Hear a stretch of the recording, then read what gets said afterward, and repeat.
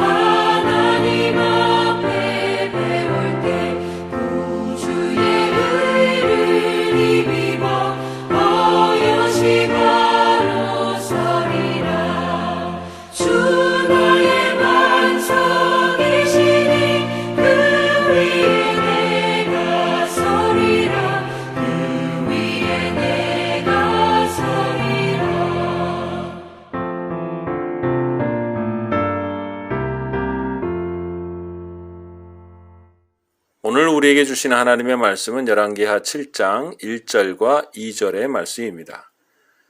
엘리사가 이르되 여호와의 말씀을 들을지어다. 여호와께서 이르시되 내일 이맘때에 사마리아 성문에서 고운 밀가루 한 스아를 한 세겔로 매매하고 보리 두 스아를 한 세겔로 매매하리라 하셨느니라. 그때에 왕이 그의 손에 의지하는 자 곧 한 장관이 하나님의 사람에게 대답하여 이르되 여호와께서 하늘에 창을 내신들 어찌 이런 일이 있으리요 하더라. 엘리사가 이르되 내가 내 눈으로 보리라. 그러나 그것을 먹지는 못하리라 하니라. 아멘. 사자성어에 마이동풍이란 말이 있습니다. 말의 귀를 동풍이 스친다라는 뜻으로 남의 말을 귀담아 듣지 않고 흘려버리는 태도를 비유하는 말입니다. 또 비슷한 말이 있죠. 속담에 소 귀에 경읽기라는 말이 있습니다. 소에게 아무리 귀한 말을 읽어주어도 잘 듣지 않고 이해를 못한다는 뜻으로 마이동풍과 같은 말입니다. 성경 같이 읽으실래요? 시간에도 성경을 읽으며 묵상하게 되는 것이지만 인간이 잘 듣지 않고 인간에게 잘 이해시키기 어려운 것 중에 하나가 바로 소망에 대한 이야기라고 생각합니다. 소망을 이야기해주고 증거를 보여준다고 해도 심지어 하나님이 말씀하셔도 사람들은 소망에 대하여 믿으려 하지 않는다라는 것입니다. 소 귀에 경읽기 같습니다. 이런 말이 있습니다. 죽음이 문제가 아니라 절망이 문제인 것이다. 고난이 문제가 아니라 절망이 문제인 것이다. 라는 것처럼 사람은 소망을 갖는 대신 절망을 가지고 살아갑니다. 절망을 가지고 죽어가는 존재로 그저 흘러가는 것이 문제라는 것이죠. 그렇다면 반대로 그 소망이 믿어지고 그 소망을 사모하게 되는 것은 참으로 큰 은혜라는 것입니다. 사람들은 소망에 대하여 잘 듣지 않습니다. 우리가 잘 아는 말씀 예레미야 29장에 보면 여호와의 말씀이니라 너희를 향한 나의 생각을 내가 아나니 평안이요 재앙이 아니니라 너희에게 미래와 소망을 주는 것이니라. 이것은 여호와의 말씀이니라. 나는 너희들을 만날 것이며 너희를 포로된 중에서 다시 돌아오게 하되 내가 쫓아 보내었던 나라들과 모든 곳에서 모아 사로잡혀 떠났던 그곳으로 돌아오게 하리라. 이것은 여호와의 말씀이니라.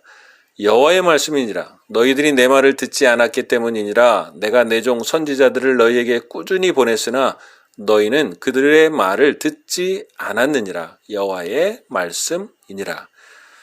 이것이 하나님의 생각과 계획이며 하나님의 말씀입니다. 소망이죠.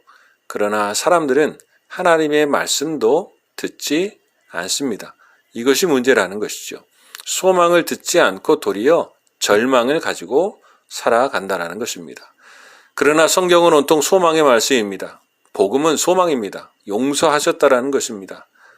생명의 길, 살 길이 있다라는 것입니다. 산다는 것입니다. 그리고 반드시 복되게 하신다라는 것입니다. 그 소망이 반드시 이루어지실 것을 십자가를 통해 증거를 보여주시기까지 하셨습니다. 그리스도 안에 있으면 하나님의 말씀하신 소망 안에 있는 것입니다. 그럼에도 불구하고 이 땅을 살아가는 사람들은 하나님보다 현실을 더 무서워합니다. 지금 있는 상황을 더 두려워하고 살아간다는 것입니다. 오늘 말씀에도 보면 아람 군대에 둘러싸인 사마리아 성에는 큰 어려움이 있었습니다. 식량이 다 떨어져 갈 정도로 오랫동안 아람 군대에 쌓여 있었고 문제도 해결될 것 같지 않습니다. 나환자들의 말이 이스라엘 백성들의 말과 같은 상황인 것입니다. 그러나 오직 한 사람, 소망을 이야기하는 사람이 있습니다. 그 사람이 바로 엘리사입니다. 오늘 1절 말씀에 보면 엘리사가 이르되 여호와의 말씀을 들을지어다. 여호와께서 이르시되 내리맘 때에 사마리아 성문에서 고운 밀가루 한 스아를 한 세겔로 매매하고 보리 두 수아를 한 세겔로 매매하리라 하셨느니라. 식량의 문제가 그렇게 해결된다라는 것입니다. 식량의 문제가 그렇게 해결된다라는 것은 이 전쟁도 끝이 난다라는 뜻입니다. 모두가 해결될 것이라는 것입니다. 엘리사는 여호와의 말씀을 들을지어다 라고 힘주고 강조하여 이야기합니다. 왜냐하면 소망은 하나님께로부터 나오기 때문에 그렇습니다. 인간이 붙들고 있는 것은 절망입니다. 그러나 하나님은 우리에게 끊임없이 소망을 말씀하십니다. 막다른 골목에서 우리의 생각으로 더 이상 해결이 없다고 생각할 때도 하나님은 아니다, 소망이 있다.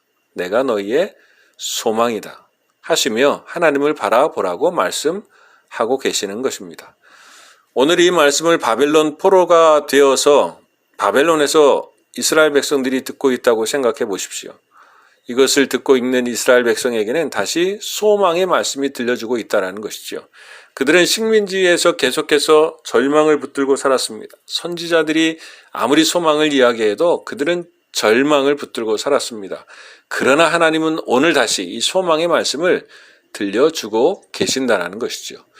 식민지가 되고 포로가 되어 사는 이스라엘 백성에게 다시 소망의 말씀이 그들의 귀와 마음에 들려지게 되는 것입니다. 포로로 살면서 얼마나 많은 절망과 어려움이 있겠습니까? 그러나 하나님은 다시 오늘의 말씀을 통하여 소망이 있다고 분명히 말씀해 주시는 것입니다. 오늘을 살아가는 우리 그리스도인들에게도 이 소망이 있기를 주님의 이름으로 축원합니다. 하나님은 다시 우리에게 소망을 말씀해 주십니다. 예수님의 피로 값주고 산 하나님의 백성들을 그렇게 하나님은 쉽게 빼앗기지 않습니다. 절망에 내어주시지 않습니다. 오늘 다시 소망으로 살고 다시 소망을 이야기하고 외치며 살기를 원하고 계시는 것입니다. 그래서 오늘 엘리사는 여호와의 말씀을 들으라 라고 외치는 것입니다. 엘리사도 그 사마리아 성의 현실을 너무나 잘 알고 있었습니다. 그리고 그 역시 모든 것을 미리 알 수 있는 선지자이지만 그곳에서 함께 고난당하고 있다는 것을 보게 됩니다. 그가 현실을 모를 리가 없습니다. 그러나 다시 하나님의 말씀으로 소망을 이야기하는 것입니다. 그리스도인들은 하나님으로 인하여 소망을 갖는 사람들입니다. 지금 있는 현실이 아무리 어려워도 우리는 그 현실을 붙드는 것이 아니라 하나님의 말씀을 붙드는 사람들이요, 하나님의 약속을 붙드는 사람들이고, 하나님이 말씀하신 그 소망에 대하여 우리의 희망을 두는 사람들입니다. 그리고 언제 어디서나 그 소망을 이야기하는 사람들이죠. 모두가 어려운 때입니다. 이때에 소망을 이야기하는 그리스도인들이 되기를 원합니다. 기도하고 찬송하며 그 소망을 전하여 주기를 원합니다. 우리가 가진 소망이 여러 사람들에게 보여지고 나타나게 되어서 우리가 가진 소망이 무엇인지를 질문받는 그리스도인들이 되기를 원합니다. 우리는 소망을 가지고 살아야 합니다.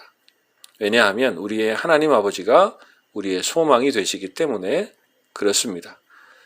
그 믿음을 가지고 사시길 바랍니다. 오늘 엘리사는 내일 이맘때라고 이야기합니다. 내일의 소망을 이야기하면서 그것을 바라보고 오늘을 살아가는 것이 바로 믿음이라는 것을 가르쳐주고 있습니다.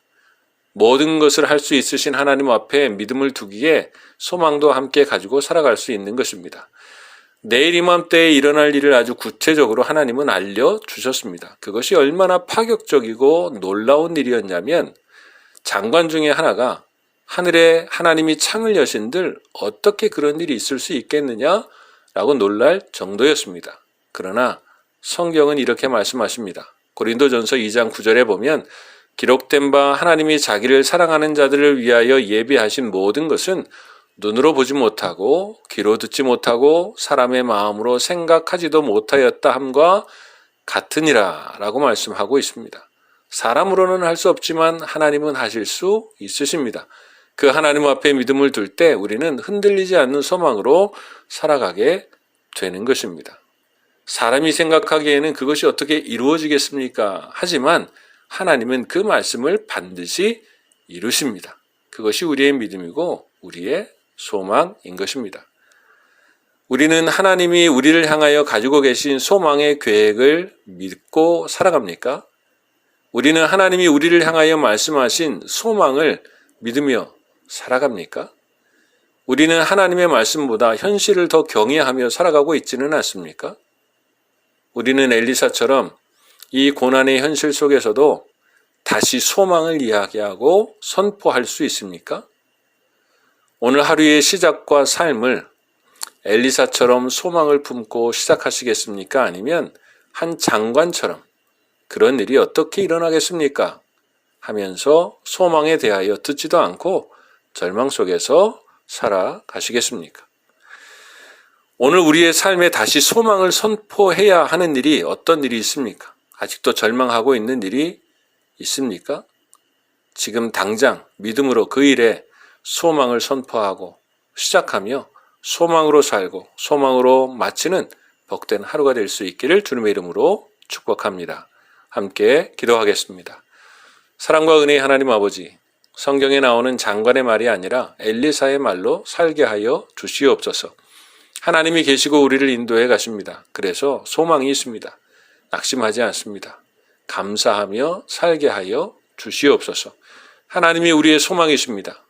우리의 어려움 가운데 오늘도 예수님의 이름으로 소망을 선포하며 나아가는 믿음의 하루가 될 수 있도록 도와 주시옵소서. 감사하며 예수 그리스도의 이름으로 기도하옵나이다. 아멘. 하늘에 계신 우리 아버지, 아버지의 이름을 거룩하게 하시며 아버지의 나라가 오게 하시며 아버지의 뜻이 하늘에서와 같이 땅에서도 이루어지게 하소서.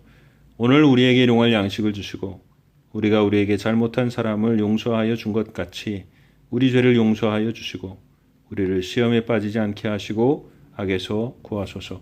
나라와 권능과 영광이 영원히 아버지의 것입니다. 아멘.